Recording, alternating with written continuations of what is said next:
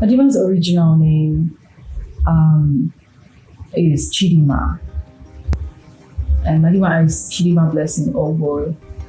Madinma happened to be a brave lady that has, come out through, the shapiness or the handmade of the cradle. Madinma is the fourth child of 6, and she was the most loved, she was the most cared for. Madinma is just a very amazing lady. She's intelligent, smart, I think I'm heartwarming, and that's me. And Madinma is me. Growing up for me literally has been a very interesting one. I would say, like I said earlier, I've been shaping by the handmaid of God. So growing up for me literally has been a very interesting one, I would say. Having to come from a background that was great. Yeah, and then along the line, I lost my daddy. So it was literally all for me growing by myself. I had to learn everything. And I thank God for my mom. She was quite encompassing, even though it was pretty not an easy one. But I mean, the me I am today, literally out of, the hard shapings that God has, pulled me through. My childhood memory for me was very interesting. I was super loved. I had everything. I had a platter of good. So it was so interesting. And if I would say, I began to know myself at the age of 22 or 23, when I lost my dad. Yes, I began to know who really I was, who really my dad was. I began to know how to come across battles and, fight over it, and then you come out of it and you're still strong. It was not really a very easy one for me because, college actually kind of showed me like it was college, the medical college. But at the end of the day, I'm a successful medical practitioner and a lover of the media. I grew up being loved. I had so much love from the family. I had so much uncles and aunties. I had lots. I mean, I was over-pampered. I was more like an over-pampered kid. Crazy. So when I lost my dad, I saw the other part of life and I was like, oh my God, life is not just a bed of roses. And I just had to adjust. So, but I was shown with so much love. I mean, I had that in full, in quantum. Yeah. And all thanks to my dad and mom. Yeah. I could remember my aunts. Yeah, I had all of them literally loved me. I got that love 100%. But I believe that if I had any correction back in the time or any hate, but you wouldn't even hate me because, why?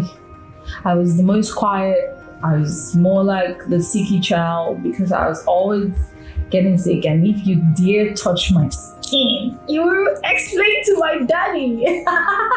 So that's it. So growing up for me was exclusive. And I used to have this aunt that when I cut my hair, she would say, in the Igbo word, Isha Boncha.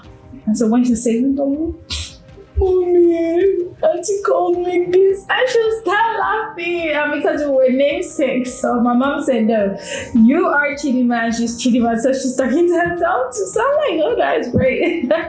So yeah, that's it. But she loved me so much. One thing I'll never forget growing up is we used to have lots of maids in the house. So sometime I was on a holiday and I was living with my dad.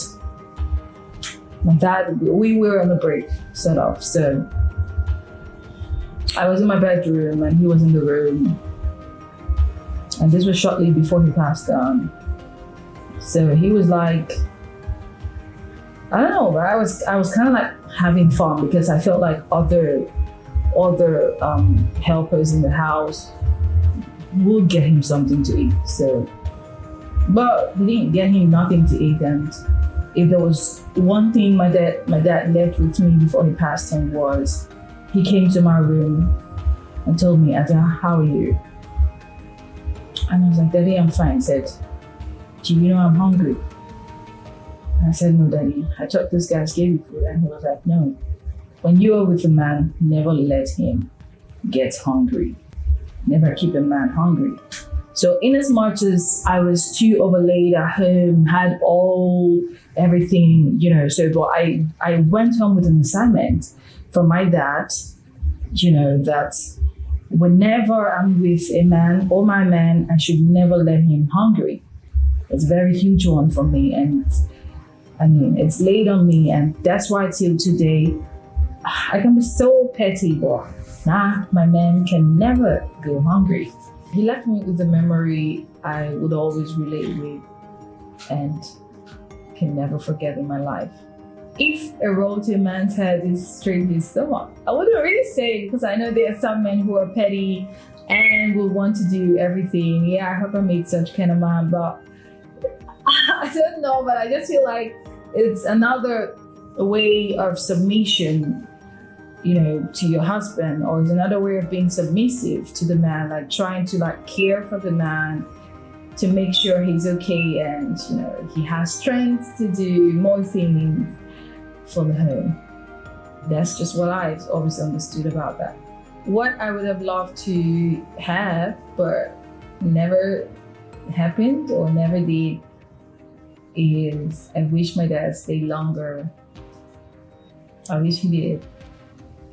No, he never did. And I miss him so much. Oh my goodness. So, if I'm beefing with somebody in my family, who would that be? That's a very serious question. It would be my mother. It would be my mother, but you know why? I can tell you why. Because it can never happen. She would always say, I don't think my mom can really, my mom's tough. My mom is strong. So, but I'm like, Mommy. I would always do that because I know she would always look back at my face and say no. She would always bring me back. But my siblings, Otilo, be on your own. No. So, but I would say, if I want to be with anybody at home, it can never happen, but that would be my mom, because she would always bring me back. Am I independent? Of course, I'm an independent woman. Life literally threw things at me. I don't know, but I could survive without nobody. You throw me into the damn zone, throw me into the forest or a den. Oh no, not den with lions though. But you throw me into a tough corner, trust me, I would survive. Literally, there was some point in my life I saw darkness. I saw darkness. The beauty we see today is not what it used to be before now. Yeah. Going through humiliation, I suffered pain, loss, and failure. I suffered these three things. I suffered loss, pain, and failure. So I was so pained that I was taken back. I was taken away from my age pair mates in college back in the times. And then me struggling and all of that. Things happening to me literally along the line, health and all of that. And then I lost my dad in the process. I lost my dad just exactly 2 weeks I left the medical college. So there he was supposed to take me to Ukraine, and exactly 2 weeks after I failed an MBBS, I lost my dad. So I suffered pain, loss, and failure. And it never stopped there. I was some lady who was always seeing myself today I'm trying to stand up, to get up, and then something else comes back again. and I fall down. So it kept happening to me for like 6-7 years consecutively. And I was like, no, this just has to stop. So it took me a moment to get healed. There was a point in my life I went through depression and I tried to commit suicide for about 3 times, just because I felt like God never loved me. But today, I will tell the whole world that God is the ultimate, and God loves you more than what you think. You know, sometimes what makes people commit suicide is because they don't even understand what's happening to their lives, because they don't even understand if they're gonna get better, and that's the truth. The moment you understand life, the moment you allow God to take you through, is a story for another day. So, but the things I went through, or the challenges I went through back in the times, you know, got me strong today, because I could literally beat my chest to tell myself, you can, keep going, you can. So today, I believed in myself, and that's me today. So put me anywhere. We run it down. 7 years ago, I had this very fatal accident. So if you take a look at my face, you can see like the scar here on my nose. Yeah, so I got this accident, and I think we lost one person from the other ride, and the driver had an internal bleeding, and myself, I got a memory loss, and then I hit my head on the dashboard, and then I passed out for a complete 1 month. I had a memory loss. I never knew who I was.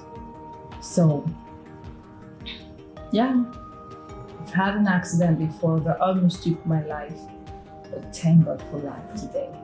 Thank God I'm living today. How would I advise a 15-year-old me is believe in yourself.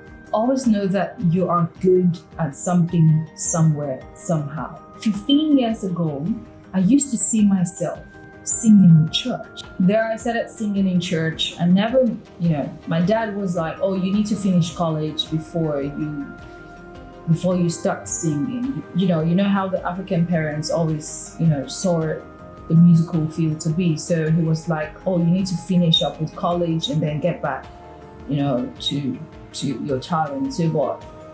Yeah, I was doing this. I had so much passion for music, and I was doing so well. I knew I had a voice, but my close ones and relatives were like, oh, you need to finish college. So what? I was going through challenges in college, but it was never relating with the fact that I had talent in music. So what they taught music was literally bringing me back. I could remember having like 20 albums in my car then. So what, if I would tell you, because they kept bringing me down, because they kept telling me words that would make me feel I was not in the right disposition. So I took a break. And I took a break for about 7 years. And today, I don't know. So I could imagine myself being where I used to be with so much drive and passion in music. And so, but well, I know God is ultimate, and He would definitely bring me back to track. Thank you. Who influenced me most in my family? My dad was a very big, huge influence. If I keep ringing all the doorbells, I'm sure that a lot of persons will be coming for me. Yeah, so I saw him as a strength. I saw him as an inspiration. Until today, if you know Madinma, Madinma is a very hard worker. Madinma is a very smart worker. I grew up seeing my dad, working so late at night. I grew up seeing him doing a whole lot of things. He was working to make his earnings, and it has always been a drive for me. I just want to do what he used to do to get all he had. So He's always been a strength. He's always been an inspiration to me. And my mom on the prayer side, yes, prays a whole lot and trusts God so much.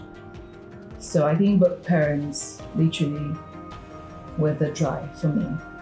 If I had a bad influence on me, I would say I was the influence because so back in the times, I was seen as the black sheep of the house.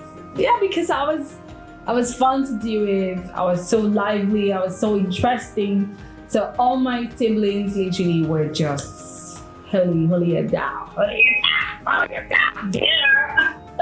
But then, oh man, let's have some fun. So I had the lights, I had the fun, I had the groove. I wouldn't really place my fingers on nobody. So, but we were just all good kids. Our parents trained us very greatly, and voila. If anybody looked at me and said I had a bad attitude, unfortunately, my mouth. Okay, so I'm easygoing. I could love you, I could forgive you easily, but sometimes when you try to get at me, I withdraw. But if you let me talk, it can be one word in 100. So, but I'm very nice, soft, calm. I run away from troubles or problems, but I think I speak facts. I speak facts in and out. I could tell you a fact that, you could literally see as, she hit me, she had. But maybe you were the one trying to get at me on the onset, but don't just come close to me if I pick the battle, because I don't know, someone's gonna get hurt. So, but then, yeah, I think I would pick that. The good attitude people always reference me with is I'm easygoing. I love with a very big heart. I'm very generous. I'm very soft. Yes, I'm very soft. My love language is self-service. Yes, that's my love language. When I see that you effortlessly do things for me, I just fall in love with you.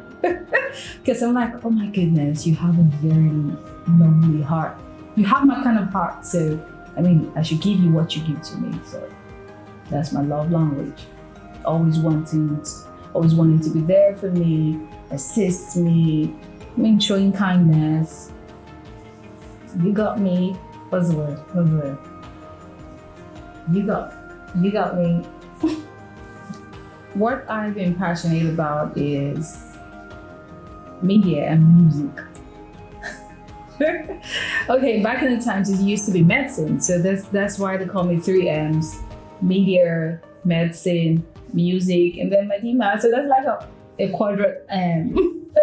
That's like a quadrant M. So, but I've always been passionate about the media and music. Funny enough, the music part of me is the most emotional part of me. If you want to see me cry, if you want to see me get cold.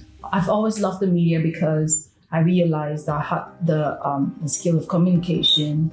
I have a strong belief in myself, my appearance, and what I've always had up there. So I decided to leverage on it. When back in the times I was in the college, and the college seemed pretty too hard back in the time, so I leveraged on my strengths. I leveraged on the fact that I could go represent any theme, any group, out there. And then I was just like, so my professor would always ask me, "You're this lady, where do you see yourself in the future?" And I said, "Media." And today, I'm in the media. And the part of the music is another very big strength I saw myself to have. Funny enough, my friends used to say, "Oh, my friends see me to be too calm," and but when they hear my voice, they're like, "Wow, she's got a very nice voice. oh my goodness, her voice is really great. And I'm like, so I always knew I had a great voice, I had a passion, and you will never hear me or see me in the place of music not dancing or shaking my head and not being happy. So music is literally a part of me I've always lived with and always wanted to develop and spread out there. The purpose of Madinma Foundation, Madinma Foundation is a skill acquisition hub where I empower people, empower the youth on how to live on their own. So I see myself to be someone, like I said earlier, you throw me into the den and I'm like, and I kill it. I could actually survive out of the forest alone. So I try to wise to make or grow people's minds to be that same way. And therefore about Madinma Foundation.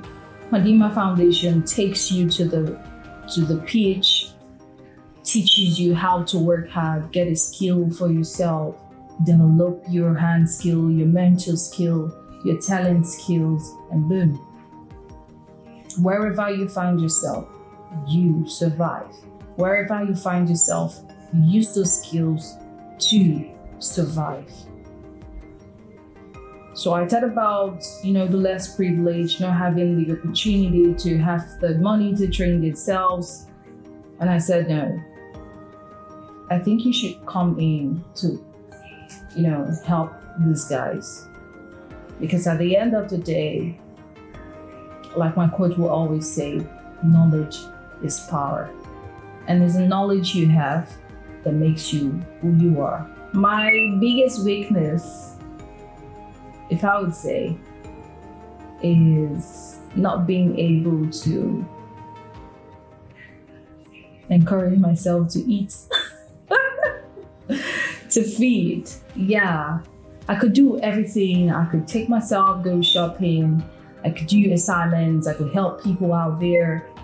I could do a whole lot. But when it comes to feeding, eating, I'm like I could see the food there, but I'm like, I don't even want to eat. I'm scared. I'm scared. So my mom literally had to deal with that with me. And back in the times, I always got laid back, but then today I'm strong, today I can eat, because yes, you definitely need food to survive. But my biggest weakness is, struggling to feed myself, like to eat, to eat food. And my biggest strength is not being able to be idle. You can never find Madinma idle. You see Madinma idle, maybe she's not feeling too strong, or her system has told her, you gotta rest. So it's so bad that even when I'm resting, I could be having an introspection of the next thing to do. I could be having the retrospection of, how my life has played back or in the time. So Madinma's mind can never be idle. Things I love and the things I like. 1, music. I can't do without music. I'm happy, music. I'm upset, music. I want to go crazy. I want to go nuts. Oh, some of my friends ask me, what gets you high? Sweetie, I get high on music. Like, I don't even need to take some weed. I don't need to take some alcohol, but I just get high on music. It's crazy. So when I'm down music, I'm sad and I don't want to talk, because I love to let my heart out. I don't keep things to myself. If I'm angry, I tell you. If I keep it to myself, just know I don't like you. I'm sorry. I'm so sorry. Forgive me about that. But then it's music. If I don't want to talk, I just plug my ears and the case is dead. I love traveling. I love changing my environment. I love working. I love singing. He got me on that. You can never find Madinma in a gossip room. There's never Madinma.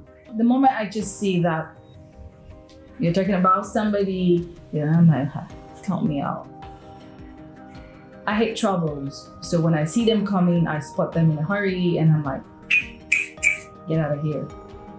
So you can never see Madinma in a fight. And if you ever see Madinma in a fight, you must have hit her not just once, twice, or thrice. Say, but if I don't know you, I can never be in a fight with you because I love my peace. If I was to share a secret is a secret. And it has to be a secret. It just has to end as a secret. I'm one confidential person who keeps secrets. Trust me. Count on me whenever you tell me any secret of yours till I die. I don't think you will hear that. I have been snitched on severally. So I'm always more like, the person being hated. But last we will survive. So I've been snitched on, and it took me the grace of God to get healed with that. But it's okay. Life plays, life goes. Come on, man. Say anything you want, do anyhow you want. I will still be Madinma. I've never been in an environment where I've been disgraced, like where I've been, I've always been this very cautious person. So there I was like, I want to try something.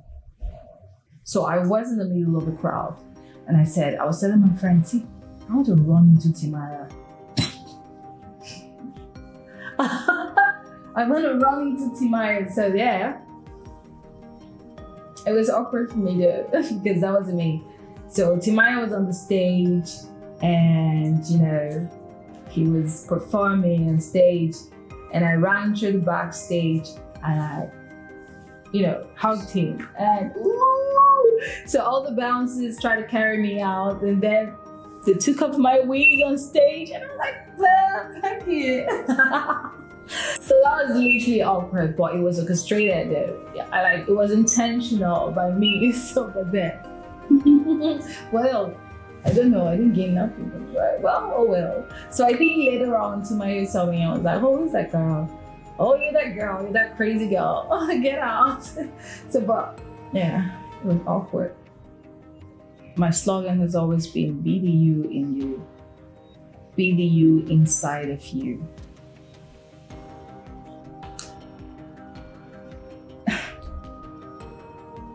Quite deep, but you can only be a survival today if you really know what is inside of you.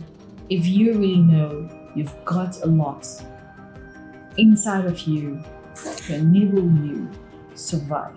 When you believe in yourself, no man can talk you down. Even when people try to talk you down, you listen to advice, take the good ones, keep going. So the slogan is, be the you inside of you. Never try to form, never try to fake yourself to be nobody. Never try to be somebody. You could emulate and be part of somebody, but never forget your toppings and extra. Be you. And never leave God. Be you and always work with God. People have always misunderstood my background. People have always misunderstood me for who I really am. All thanks to my mom for making me super humble and not proud. I go to a pool of friends. I try to relate with them. Oh, you're not who you are. Like the world would always say, wait till she did form. My sister, I know the form. Now who I be?